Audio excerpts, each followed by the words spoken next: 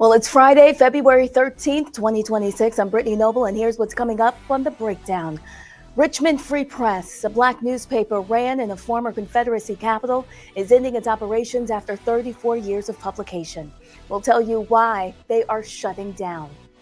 A black mother will remain in prison decades after the death of her newborn baby amid the fallout of Hurricane Katrina. Black Star Network correspondent Wesley Lowery is in North Carolina as the Love Forward Together March moves closer to Raleigh. He'll join us to talk about the progress and the significance of this non-violent protest. The Breakdown starts right now.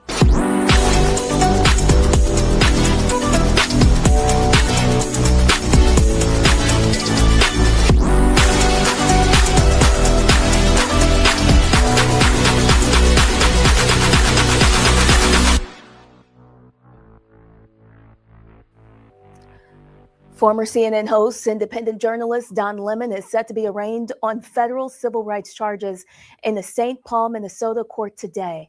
Lemon, Georgia Fort, Traherne Jean Cruz, Jamil Liddell Lundy, and Jerome D'Angelo and multiple others are accused of interrupting a Minnesota church service in protest, where an immigration and customs enforcement official is a pastor. It's unclear if Lemon plans to appear in court, but arraignments in federal court typically include the entering of pleas and scheduling of future proceedings. Lemon says he plans to plead not guilty. The Richmond Free Press, a black-owned weekly newspaper in Virginia, is ending its operations after 34 years. The newspaper has served the state's Confederate capital city for more than 3 decades. The publication is ending due to a lack in advertising revenue, which has made the paper unsustainable. The paper was founded by Raymond H. Boone Sr. and Jean Boone. It published its first edition on January 16, 1992. The Free Press continued to pursue its founding vision even after his death on June 3, 2014, and despite its closure, the newspaper has left a lasting impact on the Richmond Black area, contributing to justice and community engagement. Tiffany Woods, a black mother from New Orleans, remains behind bars nearly 2 decades after being convicted in the death of her newborn son. Woods was convicted of second-degree murder in 2008 after her premature baby Emmanuel died after she fed him cow's milk in the aftermath of Hurricane Katrina. According to the Marshall Project, Woods spoke to the parole board. She had run out of WIC vouchers and called the decision devastating.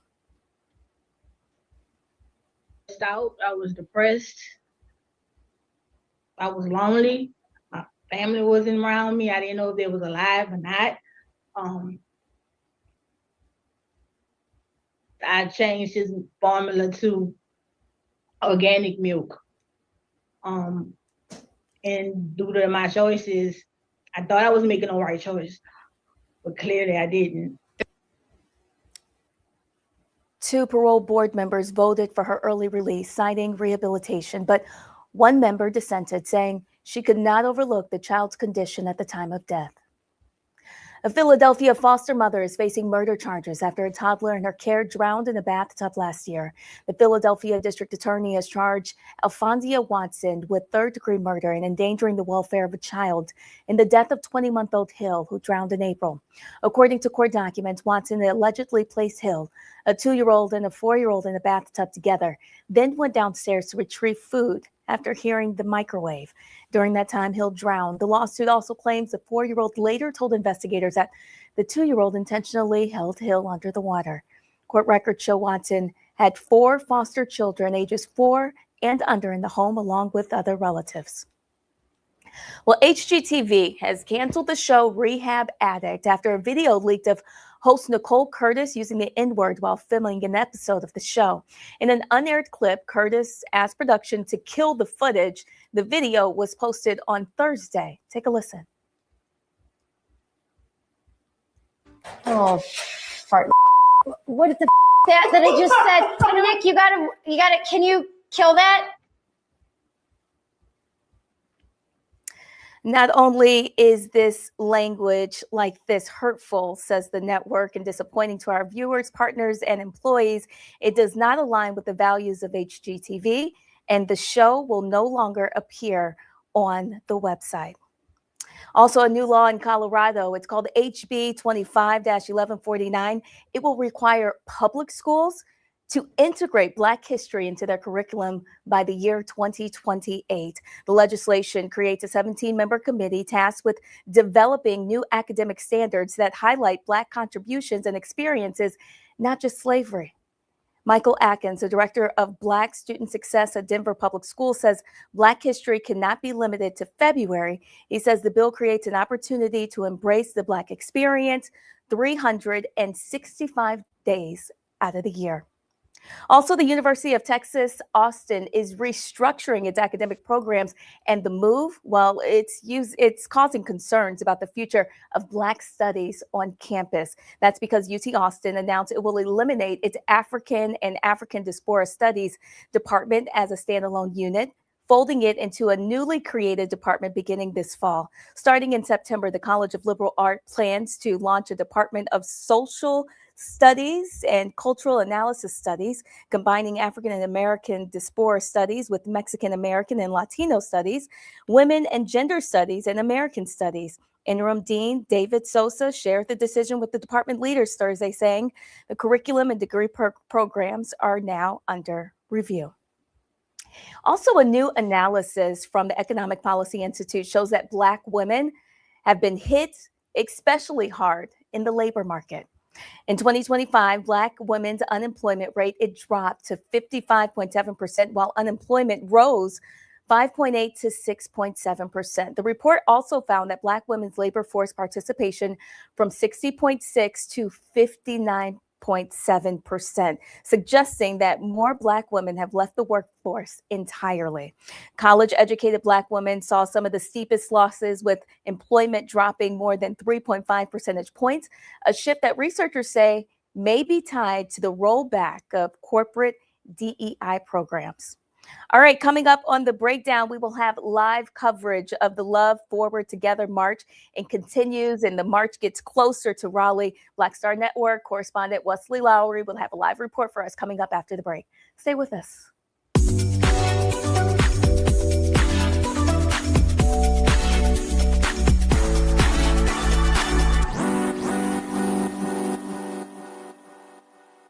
With medicine and science under attack, I want to keep you and your family informed and healthy. I'm Dr. Ebony Hilton, and I knew at the age of 8 that I wanted to be a doctor. So I studied hard and became the first African-American female anesthesiologist hired at the Medical University of South Carolina since its opening in 1824. And I always say I was made into a doctor, but I was born to be a mom. And as a new mom, wife, sister, daughter, and friend, I understand how frightening a medical crisis can be. I care for individuals on some of the worst days of their lives, and it's my mission to provide you with a safe space to gain clarity on issues affecting your mind, body, and soul. I recognize that there are health disparities, particularly as it pertains to race, and I want to help bridge the gap between you and your healthcare providers. Join me every Thursday for Second Opinion on the Black Star Network, where each week I'll invite experts from various medical fields to share the latest health news. We'll discuss topics such as the vaccine debate, mental and sexual health, medical bias, infertility, menopause, andropause, nutrition, and aging. Together with my medical colleagues, we aim to provide you with a second opinion. Don't miss it, Thursdays only on the Black Star Network.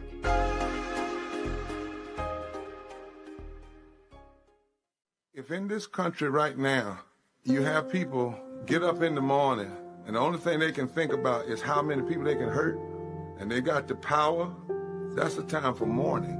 For better or worse, what makes America special, it's that legal system that's supposed to protect minorities from the tyranny of the majority. We are at a point of a moral emergency. We must raise a voice of outrage.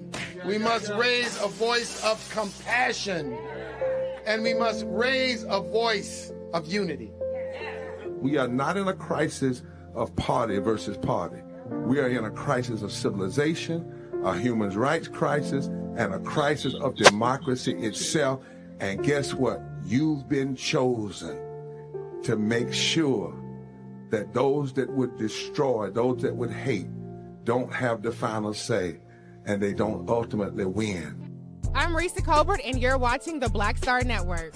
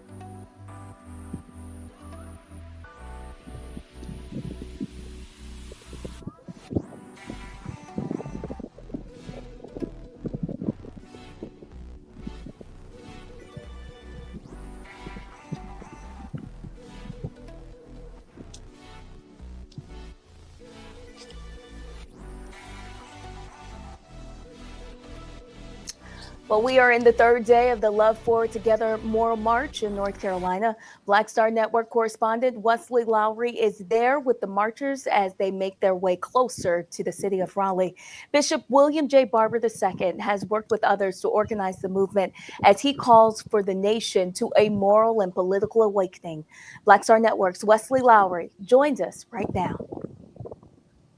Well, Brittany, all eyes have been on North Carolina. We've been down here for 3, coming on 4 days now, marching 50 miles from Wilson, making our way west. We've now made it into the city limits of the state capital of Raleigh, where we've got a few hundred people with Repairers of the Breach, led by Reverend Dr. William Barber, as well as other clergy members of other civil rights groups who have been making their way towards the state capitol. Now, again, why? For those who might be asking. Well, there's a few different reasons. The first, we know that early voting in the primary started yesterday here in North Carolina. And so there's a big push to make sure people are registered, people are showing up. North Carolina is a state where everyone who had been registered to vote, who had previously voted, had participated, where maybe some previous elections would have gone differently.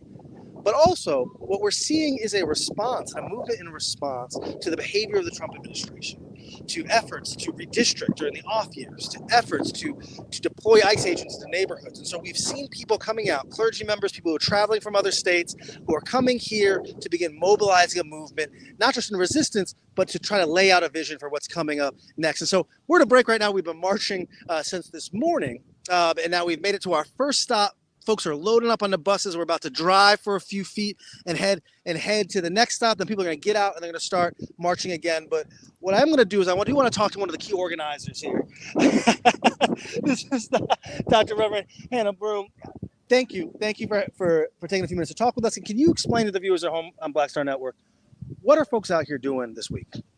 They are all marching for voting rights, for our immigrant communities, for public education, for healthcare, just on a bridge voter access. So we know that the HBCUs at North Carolina A&T polling station got shut down. And so that's why all of the people here are voting, are wanting to be in this march, are wanting to be a part of it. We had people come from California because the movement was that strong. Now, about how many people have been coming out day after day? A couple hundred, and we're getting bigger and bigger as we're going into Raleigh. Now, what is the significance geographically of where we are and where we've been marching as we've gone from the east of the state now making our way into the middle of the state? Congressional District 1 is what we actually marched through the first day completely. All of the small little towns that a lot of people overlooked. And so we walked through there to make sure they knew that their voices were going to be heard because they're trying to be wiped out with the gerrymander maps. That's right. So Congressional District 1 is the district where Republicans in the state house at the behest of Donald Trump changed things around in the off years in order to delude in some ways, the black vote and the progressive vote, the liberal vote in the district that's currently represented by Don Davis, member of the CBC. And that's an attempt by the Trump administration to hold on to power. Can you talk about the implications of what happens when governments try to take efforts to disenfranchise the least of these, black voters, brown voters, voters who need health care and social services, because this seems like a clear attempt at that? You're silencing a whole voting block. You're actually telling people that their vote doesn't count. You're actually telling people now you're invisible. We'll count you as constituents, but yet we don't want to give you the right to vote.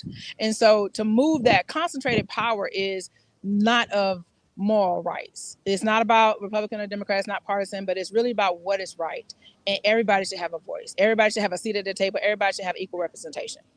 Now, can you talk to me a little bit about, as we've been with you guys since the first day? Some days have been a little warmer than others.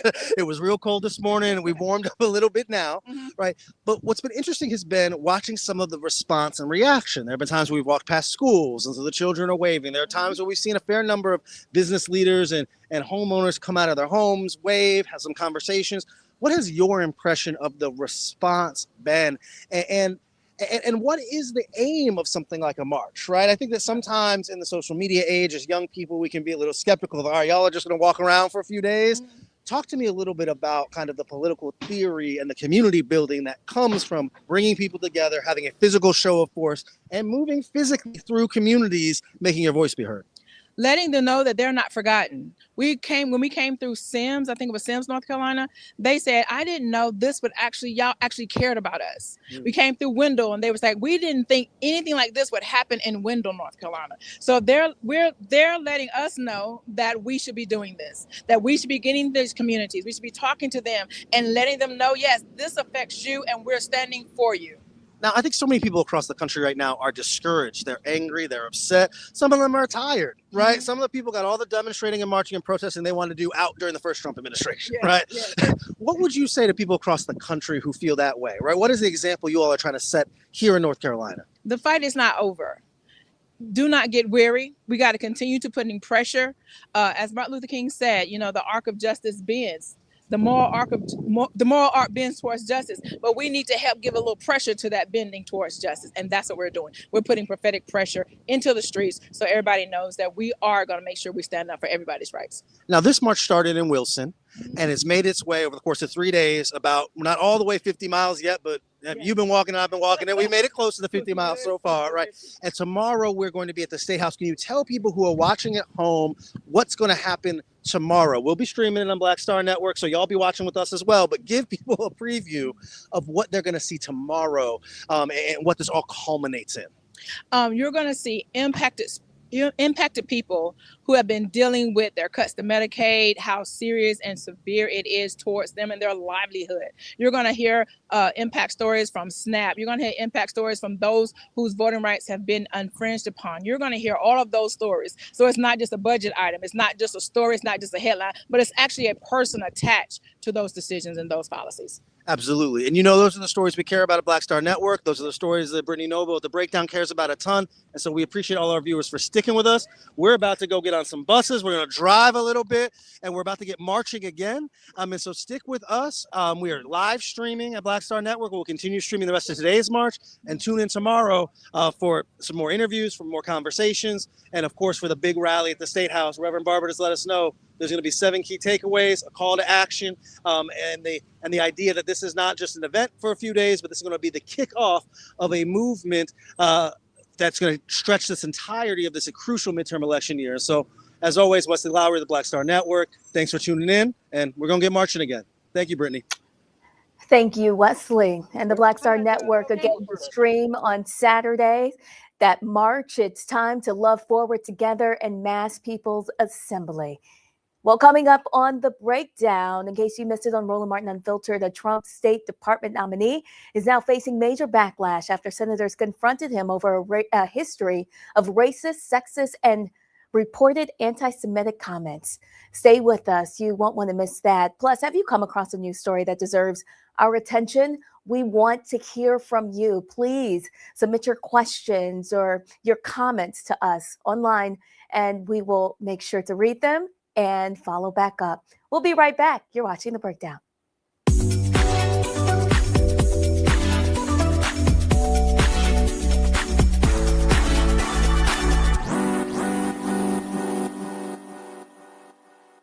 With medicine and science under attack, I want to keep you and your family informed and healthy.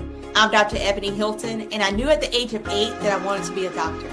So I studied hard and became the first African-American female anesthesiologist hired at the Medical University of South Carolina since its opening in 1824. And I always say I was made into a doctor, but I was born to be a mom. And as a new mom, wife, sister, daughter, and friend, I understand how frightening a medical crisis can be. I care for individuals on some of the worst days of their lives, and it's my mission to provide you with a safe space to gain clarity on issues affecting your mind, body, and soul.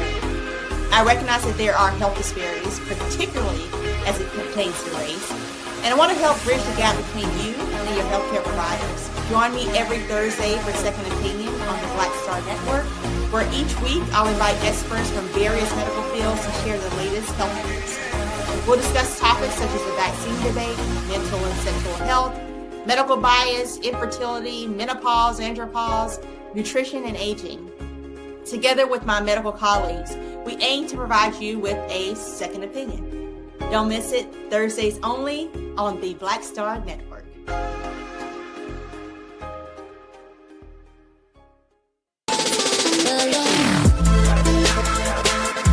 Hey Hey y'all, welcome to The Other Side of Change, only on the Black Star Network and hosted by myself, Bria Baker, and my good sis, Jamira Burley.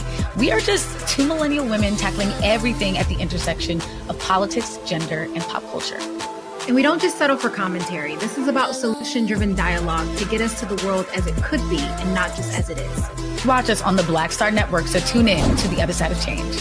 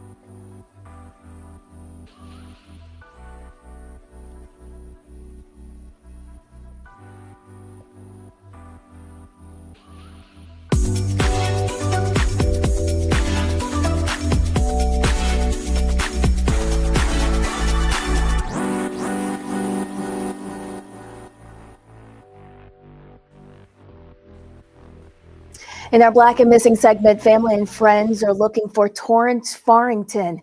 He was last seen in Miami, Florida on May 5th, 2007. He's 5'9", 175 pounds, medium complexion. He has short hair and hazel eyes. Farrington has an eagle tattoo on his arm and gold teeth. The circumstances surrounding his disappearance are unknown, but he was last seen wearing a white tank top and blue jeans and a gray jacket. If you know where he could be, please contact the Miami-Dade Police Department at 305-715-3300. Well, in case you missed it, last night on Roland Martin Unfiltered, Roland talked with a panel about President Donald Trump's nominee for Assistant Secretary of State for International Organizations, Jeremy Carl. Carl is unlikely to get the job after a bipartisan group of senators grilled him over his history of racist, sexist, and anti-Semitic comments and posts. How many times have I told y'all Donald Trump welcomes white supremacists in his administration? Well, guess what? Jeremy Carl is a Trump nominee for Assistant Secretary of the State for International Organizations. The role involves managing relations with policies towards the United Nations and other agencies. And during his confirmation hearing, Senator Chris Murphy asked him some basic questions about his beliefs regarding the erasure of white culture. Tell me how you define white identity and what you think is being erased about white identity. Certain types of Anglo-derived culture that comes from our history. Like what? Let me think about this. Senator, I would say if you were to look at the book by one of your former Senate colleagues, Born Fighting, about the sort of Scotch-Irish military culture and certain, pride that went with that, that would be one example.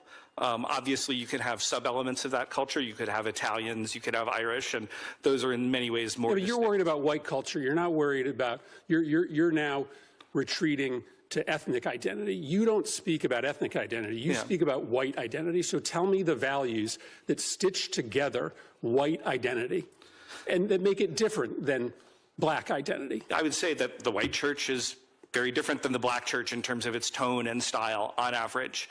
Foodways could often be different. And those music could be different. And those are being erased. Music could be different. Well, if you look at the Super Bowl halftime show, which was not in English this year. So our ability to access white churches or white food or white music is being erased? I am concerned with the majority common American culture that we had for some time that through particularly mass immigration, I think has become much more balkanized, and I think that weakens us. And again, I'm not running away from that comment. I'm not apologizing for it. Well, I'm way over my time. I think you're struggling to answer this question, right? Because underlying your beliefs is a sentiment that white culture is just simply better.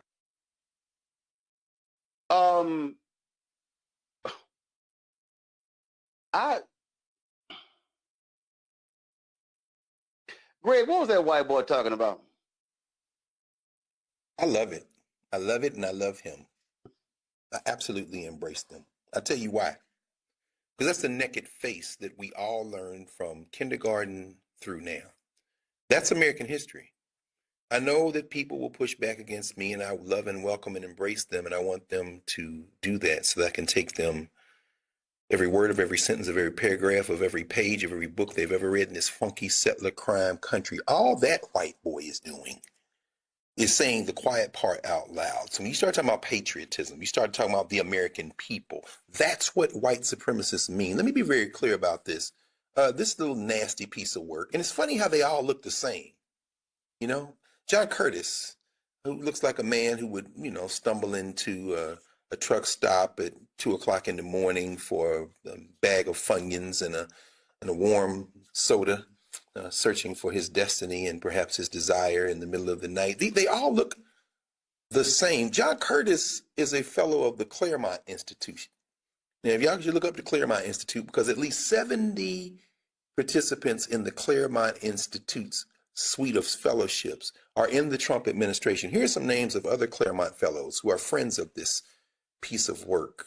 Perhaps you've heard of Russell Vogt, even as we sit today and look at the evisceration of the Environmental Protection Agency, as you noted. James Braid, who is the White House legislative director, all this white nationalist stuff they're pushing through the legislature. Marco Rubio's advisor, Michael Needham, the deputy director of the Central Intelligence Agency. They're all Claremont fellows. These are religious zealots. He wasn't struggling, Senator.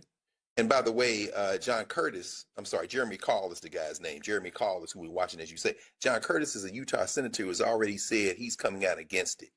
He's coming out against the nomination. And guess what he's basing his no vote on? This Republican senator. He's saying because the guy has anti-Israel views. That's probably what's going to stop Jeremy Call, because the same racists that consider black people, mud people, and N-words and all that, they consider those who are Jewish not to be human as well. And this is where the stumbling block comes in. See, in Jeremy Carl's world, and you saw him name check Jim Webb, former Senator and Secretary of the Navy Jim Webb out of Virginia, for a book he wrote on the Scotch-Irish and their fighting tradition. It's the same philosophy that you saw in, I don't know, let's think of something, Mel Gibson, that racist, his movie, The Patriot, right? And then that's the one where Trump tried to give him his guns back. It's the same myth. The Irish, the Dutch, the Italians, the Germans, they all came together in a melting pot. And as Thurgood Marshall said, the Negro got through in that pot and not melted down. Why? Because they are white, because you are black. As James Baldwin said, their whiteness depends on the fact that they are not, thank heaven, you. That man's being honest, and I love him for it, because he gives you the litmus test. If you're with him, that means you're against us, and now we can fight. But all this pretense being dropped now, and I'm here for it. I'm here for it. Make a choice. Well, what I find to be quite hilarious, Nola, is, oh yeah, I mean these are happening. You know, our white culture. I mean, there are the white churches. Their tone is different from the black churches. Then he brought up food. I'm like, boy, if you don't get your unseasoned chicken ass on. Listen, I think Senator Murphy did a great job in breaking him down. Like, baby, what you talking about? What white food? You know, what white music are you talking about that black people came along and created? But, you know, I'm not going to get into that.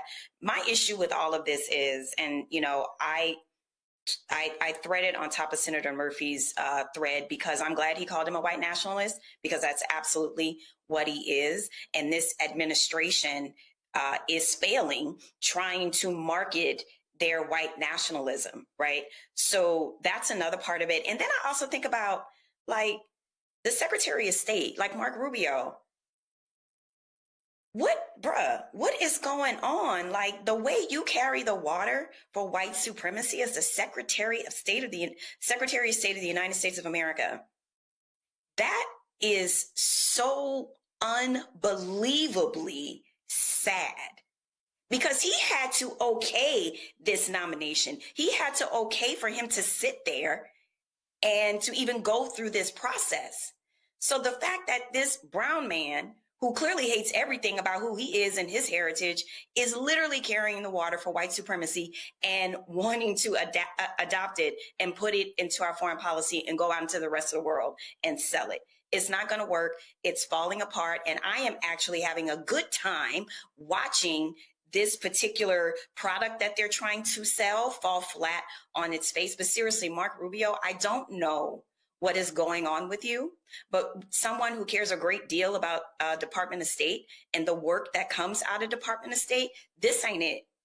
And whatever you need to do, whoever you need to pray to, whatever come to Jesus moment you need, whatever identity moment you need, I hope you have it, because this is sad and this is pathetic and this is going to be your legacy.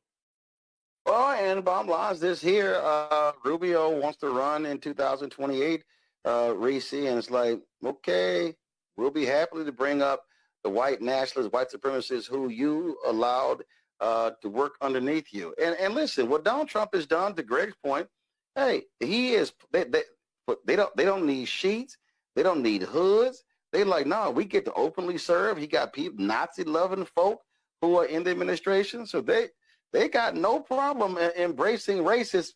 But then it's like, but don't you dare call him a one. Well, he walked like one, talked like one. I think he is one. Well, first of all, let me say, fuck Marco Rubio. You will never be president, bitch. That's number one. And then number two, your white culture is not getting erased. We're not fucking interested. That's what's happening. We're not interested. If we were interested, then that dingy, dirty, dusty, mangy-haired ass Kid Rock halftime show that was on YouTube barely would have got 130-something million views like Kid Rock got. It's enough for y'all if people was really interested to run those numbers up. But we're not fucking interested. And we don't exalt you because ain't nobody coming to see you, Opie. Look at you. Ugh. Yuck. Yuck. More accurately, y'all just mad that we are not interested. And I actually very much celebrate y'all having y'all own shit because we don't need y'all fucking up the boots on the ground, the flex, and the Tamia line dance. I'm very, very, very much happy that we do have our own shit. That ain't the white shit. So if y'all white shit was more popping, then it will be something that everybody's interested. But in the meantime, in between time, we're gonna be over here minding our business, and you stay your motherfucking ass over there.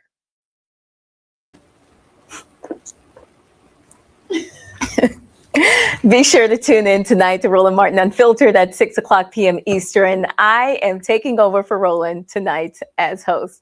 Well, coming up on the breakdown, it's not just spoken word, it's not just poetry, it's power. Baltimore's own Black Chakra joins us to talk about artistry, activism, and why Black voices on the mic still matter. And if you love what we do here at the Black Star Network, please support us. Your support is absolutely critical to what we do. You can support us via Cash App using the Stripe code. We'll put that there in the bottom left-hand corner. You can also help us with credit cards. Use the same thing. PayPal's R Martin Unfiltered. Venmo's RM Unfiltered. Zelle at RolandSMartin.com. Rolling at RolandMartinUnfiltered.com. If you're old school, you can send checks and money orders payable to Roland Martin Unfiltered, P.O. Box 57196, Washington, D.C. 20037-0196. Our goal is to raise $1 million by December 31st, and we certainly appreciate your support. Stay with us. You're watching The Breakdown on the Black Star Network.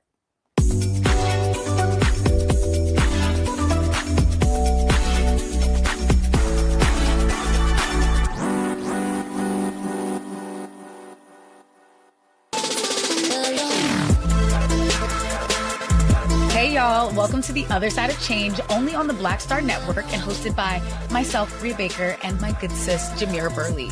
We are just two millennial women tackling everything at the intersection of politics, gender, and pop culture.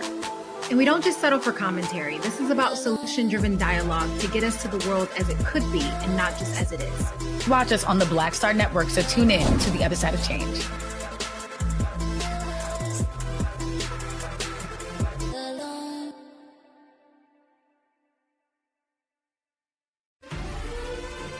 Violent white supremacy is, quote, the most persistent and lethal threat in the homeland. The greatest terrorist threat to the homeland is the homegrown violence string, including hate crime committed on behalf of some kind of white supremacist ideology. They are coming after everything in Black America. MAGA and Donald Trump are specifically targeting Black America. They are going after the money. Attack Black Lives Matter. Attack critical race theory. Attack woke, DEI. MAGA wants to defund Black America. This is a perfect example of their desire to completely degrade and de-emphasize Black people.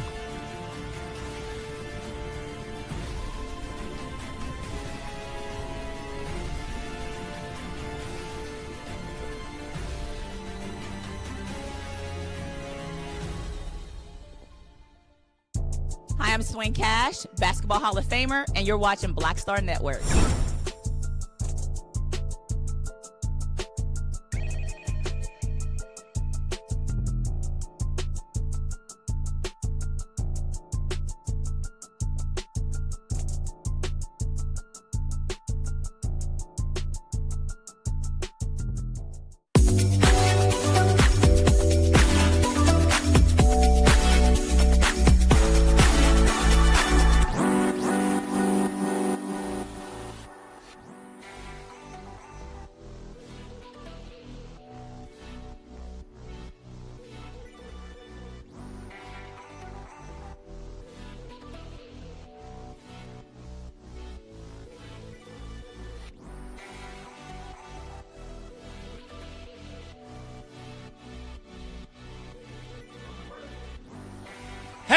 Hey, sorry, I was running a little late. Hey, sorry, I was running a little late. It's my day to get the kids. I'm here for pickup. Yeah. Emmett. Yeah, that's his name. I don't know what you're talking about. My son doesn't whistle at people. Are you sure she's not lying? Where's Emmett?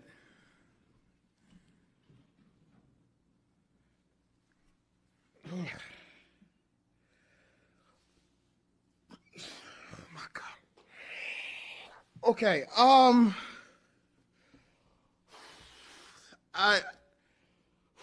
his brother's not gonna understand. His family's not gonna understand. Give me his brother. Somebody gotta tell Trayvon.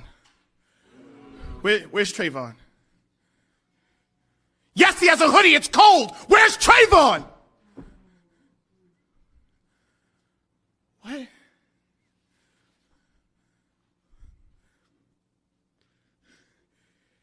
He mistook his can of Arizona for a gun? Where's my son? Who did it? Show me the cop. Show me the cop. He was a regular person. Some man stalked and killed my boy.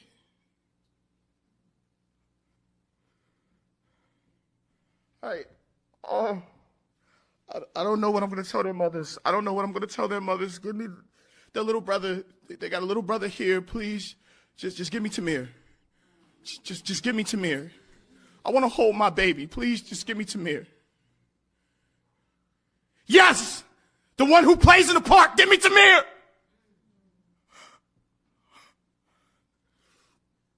They were babies. They were babies! You see them as thugs, but they were babies! Give me my son! America! Why do I leave my children with you, but I never get them back? Give me my son! Give me... Well, that is Jacob Mayberry. He is known across the spoken word world as Black Chakra, a Baltimore-based poet, MC, and whose voice has become a force in modern Black expression. He's a National Poetry Slam champion, a 2018 Texas Grand Slam champion, and a respected mentor with Drew Barrymore. Baltimore helping shape the next generation of poets and truth tellers. Many call him Baltimore's sovereign poet authority, not just because of his skill, but because of his ability to turn pain, pride, politics, and purpose into poetry that hits like a sermon and lands like a protest. I want to introduce you to Black Chakra. Jacob Mayberry, thank you for joining us today on The Breakdown. Thank you for having me. I'm honored to be here.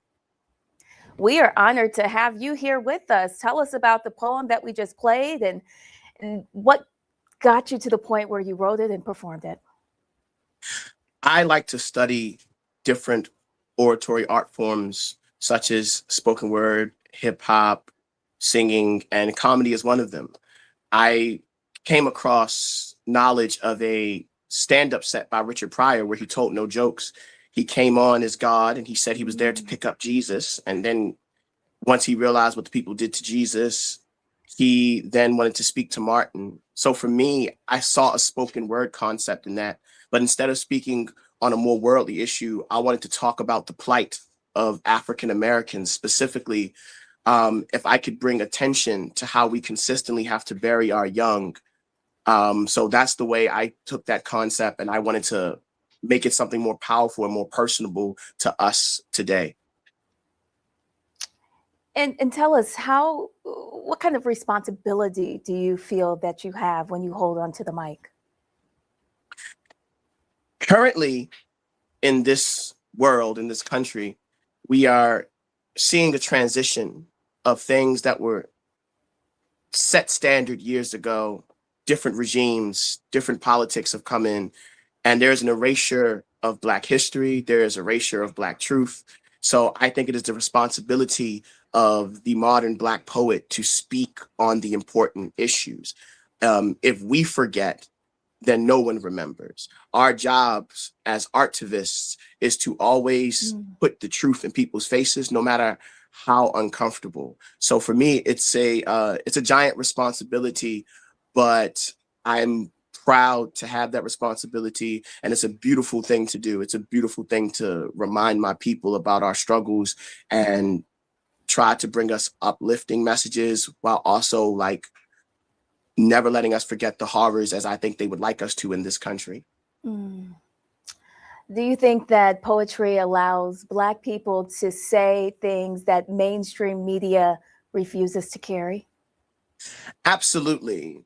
Same thing with comedians. If you look at people such as Dick Gregory, Richard Pryor, there's a lot of times when we put it in music or comedy, somehow it's not as in their face as someone like Malcolm X was. Even though we're saying the same things that Malcolm X was saying, we just rhyme it, and it speaks to us in a code.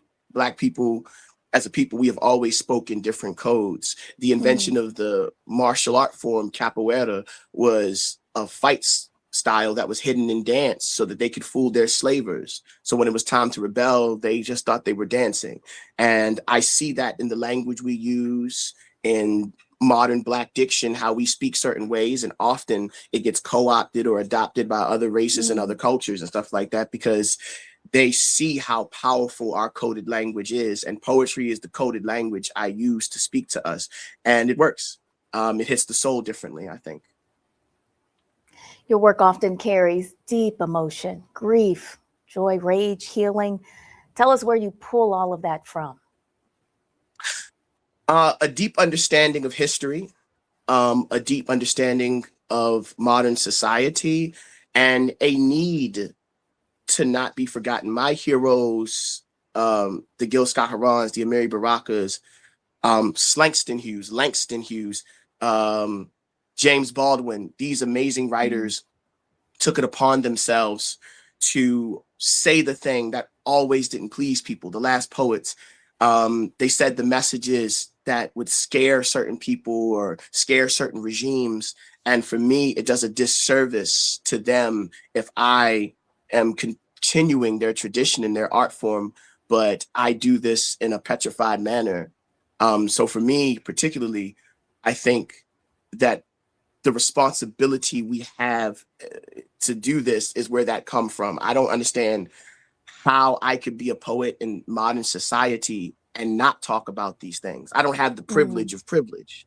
You know, I would love to write about flowers, but there are so many of my friends under them. I have to write about that first. I would love to write about trees, but I know the history of trees. I know that my ancestors have hung from them. So to ignore these things as an African-American writer, to me, it just feels like betrayal.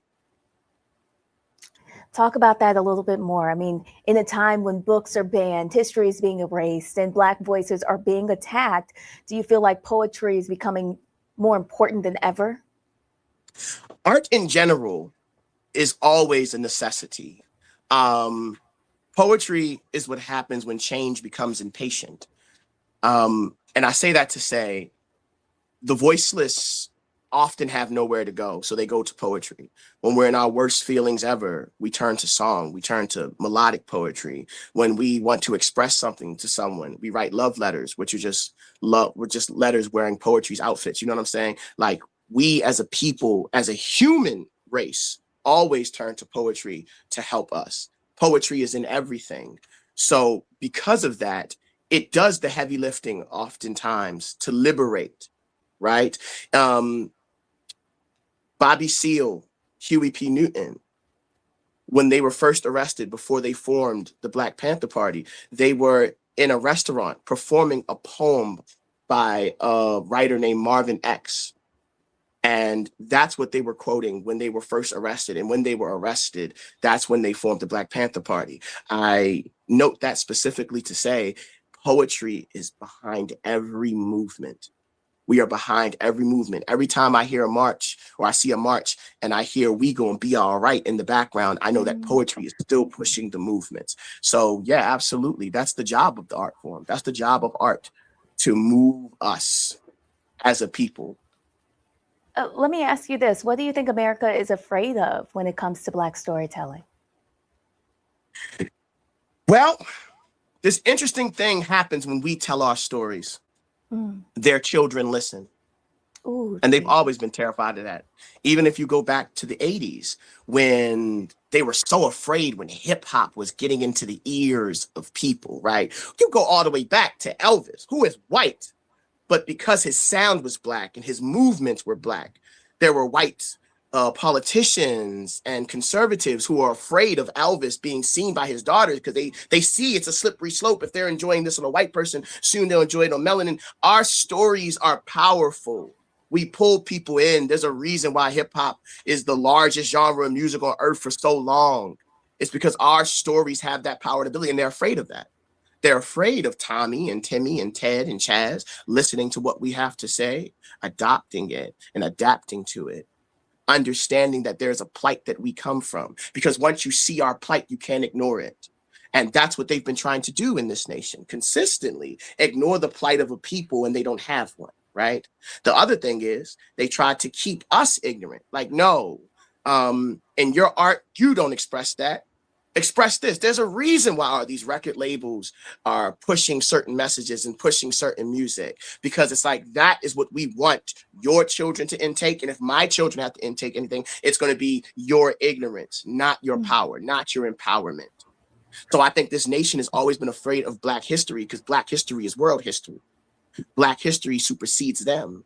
Black history circumvolves their history. So because of that, learning more about us is frightening, because the more you learn about us, the more powerful we become.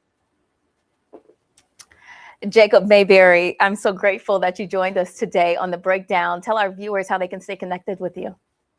You can follow me everywhere but home.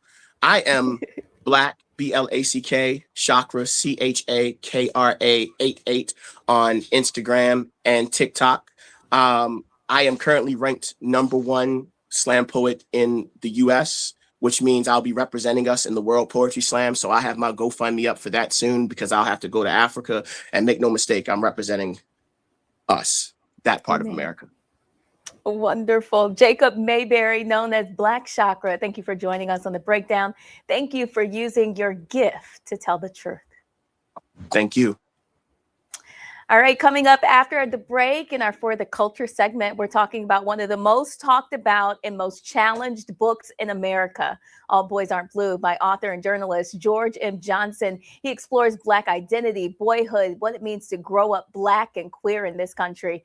George Johnson is next. Stay with us. You will not want to miss his interview. Plus,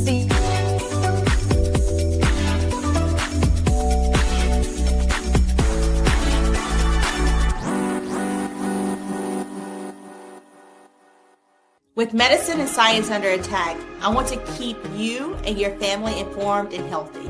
I'm Dr. Ebony Hilton, and I knew at the age of 8 that I wanted to be a doctor.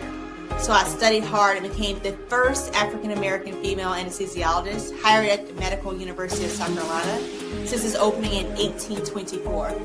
And I always say I was made into a doctor, but I was born to be a mom. And as a new mom, wife, sister, daughter, and friend, I understand how frightening a medical crisis can be. I care for individuals on some of the worst days of their lives, and it's my mission to provide you with a safe space to gain clarity on issues affecting your mind, body, and soul. I recognize that there are health disparities, particularly as it pertains to race, and I want to help bridge the gap between you and your healthcare providers. Join me every Thursday for Second Opinion on the Black Star Network, where each week I'll invite experts from various medical fields to share the latest health news. We'll discuss topics such as the vaccine debate, mental and sexual health, medical bias, infertility, menopause, andropause, nutrition, and aging. Together with my medical colleagues, we aim to provide you with a second opinion. Don't miss it, Thursdays only on the Black Star Network.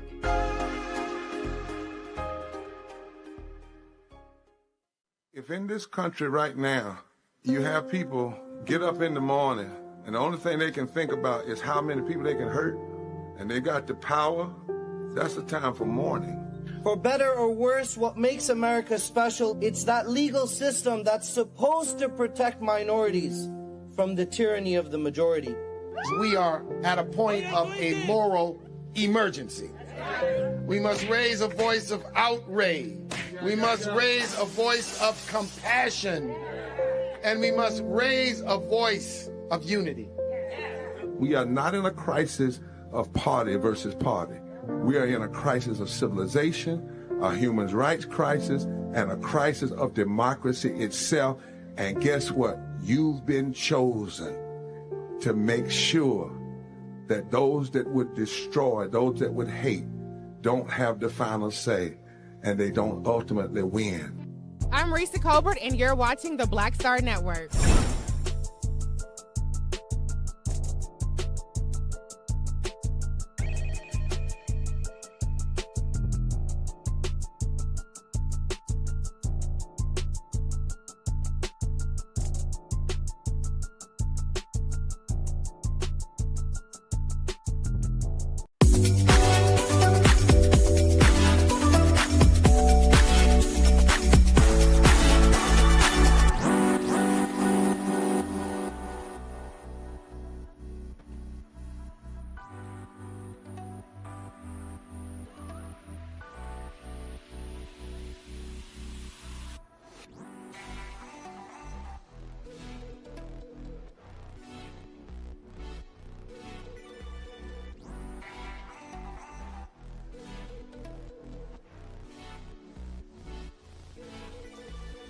Well, it's a book that sparked national conversation, controversy, and community reflection.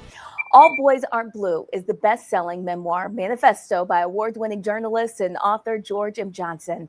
The book explores what it means to grow up Black and queer in America, navigating family, masculinity, identity, love, trauma, and survival. But it's also become one of the most frequently challenged and banned books in the country, targeted by conservative lawmakers and school boards who say it shouldn't be available to young readers. And stories like George Johnson's reminds us that Blackness is not just one-dimensional, and neither is boyhood. Joining me now is author and journalist George M. Johnson. Thanks for being with us here on The Breakdown. Thank you for having me this morning. Absolutely. So, George, break it down. Tell me what got you to the place where you decided to begin writing books. Yeah, it's kind of interesting. My whole life was like, I was doing finance. Like most of my education was in finance and human resources. And I did a career change all the way back in like 2015, where I went into grassroots work, more activism and HIV work. And I was realizing as I was doing HIV work, there weren't a lot of stories out there from the Black perspective of what the HIV epidemic looked like. And so I started, writing, and then that's how I got into journalism. And then as I was writing about, the Black queer experience as a journalist, there were some tragic deaths that had happened to some Black teens, where one of the things that were stated was that the mother, she stated that the father killed her son because he said that he would rather have a dead son than a gay son. Mm-hmm. And it was a story I had wrote about like 4 times. And that's when I knew it wasn't enough. And I was like, what if I could use my own story, use my family as like the model of what it looks like when you may not have all the answers when you're raising a queer child, but if you start from a place of love, this child can be successful in the world. And so that's really what birthed All Boys Aren't Blue. And I guess in essence has birthed me writing several other books since then, and continuing to do that work as I was watching how many lives it changed. That first book, All Boys Aren't Blue, became one of the most talked about books in the country and also one of the most challenged. Did you ever expect that it would spark that level of international attention? Okay, short answer, no. I knew it was going to get banned. Like even when I first started writing it and we first started having meetings, I was like, I have a feeling it's going to get challenged in a few places, only because at that time, the 1619 Project was starting to get challenged some. But also there were 2 young adult books, The Hate You Give and Dear Martin, that were getting challenged in a weird way. And I kind of was just reading the tea leaves and I was like, something is happening that we got to make sure we pay attention to. And so when my book came out, though, it was the pandemic. So you didn't have a lot of all the kids were at home. And so I don't think parents, like those conservative parents, actually were keeping up with the readings that the teens were doing. And so once kids started going back to school about 18 months later, that's when this huge wave of like banning started to happen. I think once they really, realized what the school's reading lists were. But I always knew, anytime you're telling a story that is very truthful, because my story is a truth. When these people can't go, that would be sad if that happened to somebody, and they have to read a book where it's like they have to look in the mirror and look at the horrors that they may have caused on another person.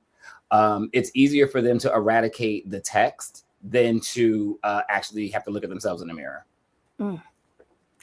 So you did not stop. You continued writing beyond All Boys Aren't Blue, including We Are Not Broken. What did that book allow you to say or explore that you hadn't fully expressed before? We Are Not Broken allowed me to explore grief in a way that I think many of us struggle with. I think like your last guest talked about, like there's a collective grief that happens a lot of times in Black communities, and we're not given the space and the time to actually process it. Anytime we even look at, when he brought up the Tamir Rices, the Trayvon Martins, we all had to go to work the next day. Like we all, like those things, they were bothering us to our core, like where, we felt we had lost children and we all still had to go to work the next day. And so We're Not Broken was my chance to work through all the things I was grieving. My grandmother was the catalyst for it. I literally wrote the proposal the day before she passed. Wow. Because I knew I just wanted to enshrine her in a way. I always think about how we take quotes from, Toni Morrison or James Baldwin, but we sometimes can easily overlook the quotes that the people who are right there next to us are giving us to live by as well. And so for me, that was putting her back into the world, because I believe it was Toni Morrison who said, as long as, like, if it's in a book, like, people never die as long as their story is told. And so, like, she'll never die because her story is always going to be out there. I love the relationship that you have with your grandmother, and I love the way that you have been able to honor her. One of your other books, Flamboyance, The Queer Harlem Renaissance, I Wish I'd Known, highlights queer Black history that's often erased. Why was that important for you to share those stories right now? As All Boys Aren't Blue was growing and I was, traveling and like meeting people and watching how many lives were being changed and seeing all the messages, I was realizing that a lot of the messages, especially from teens, were saying that I was their hero. And it made me sit back to be like, well, who were my heroes? And as an adult, I can say who my heroes are. But I was like, as a teen, I didn't have heroes that looked like me. I didn't know about, you know, the queerness that existed before me because we weren't getting taught that in schools. And so I was like, this is now like my job now is to restore that so that people, one, know that they have history and legacy and that they've been here before so that we're not some anomaly in the system. But two, I think everybody deserves the right to have their own heroes. And I always say, like, you know, even when we talk about, you know, Malcolm X and Martin Luther King, there's one more M that was also fighting for civil rights, and that was Marsha P. Johnson, right? And like, there's a reason that people get left out of the conversation. And so part of what I've had to learn is that my work is to put people back into the conversation, or to even start a conversation that wasn't happening. And I think that was my goal with Flamboyance, especially even when you look at Zora Neale Hurston, right? Like, she had a whole career and then passes away. And if it wasn't for Alice Walker writing an article about her, to like, we wouldn't have Their Eyes Are Watching God as a movie with Halle Berry, and we wouldn't have all of these things. So sometimes it just takes one of us to restore them, to take back the power that was taken away from them. And tell us about your latest work, George. Yeah, so this was my first fiction work with Leah Johnson. It's called There's Always Next Year. It's simple. It's a Black queer romantic comedy that takes place all on New Year's Day. I believe in, you know, I write a lot of my books can have like very heavy topics. And so I also believe that we all deserve a form of escapism. We all deserve books that give us hope, books that make us laugh, books that may, you know, you get to the end of the book and you're just happy. You know, you didn't have to learn some huge lesson, and it wasn't about, you know, like some of the heavier topics that I write about. But I just felt I wanted to start putting into the world, you know, just a different version of what I write about. And so, like I said, my first foray into fiction. And so I'm excited to continue to build in the fiction space as well as the nonfiction space.